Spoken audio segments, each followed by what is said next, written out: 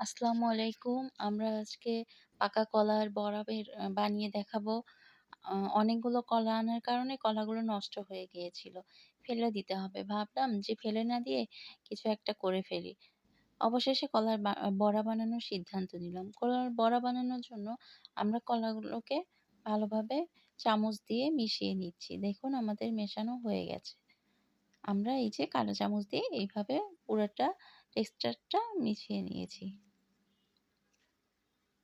এবার আমরা এর মধ্যে চিনি দিয়ে দিলাম। আমরা চিনি দিব প্রায় ১ কাপের মতো।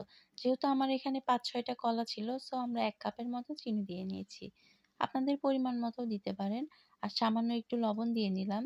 কারণ মিষ্টি জিনিসে কিন্তু একটু লবণ না দিলে ভালো লাগে না জিনিসটা খেতে।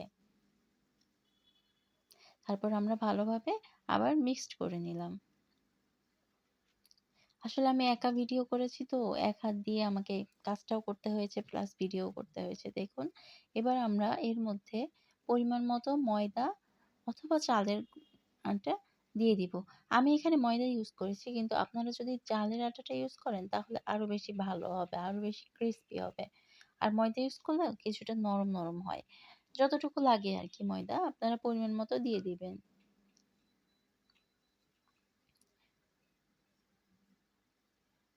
যাতে মিক্সচারটি মানে আপনারা বড়ার আকারে করতে পারেন এইরকম হয়, এইরকমই একটু নরম, নরম করে পরিমাণ মতো ময়দা দিয়ে দিবেন।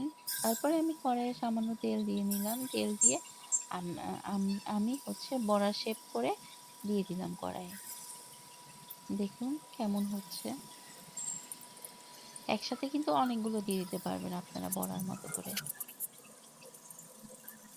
এই যে আমাদের মিক্সচারটি এবং অবশেষে আমাদের ফাইনাল লুক এটা। Thank you.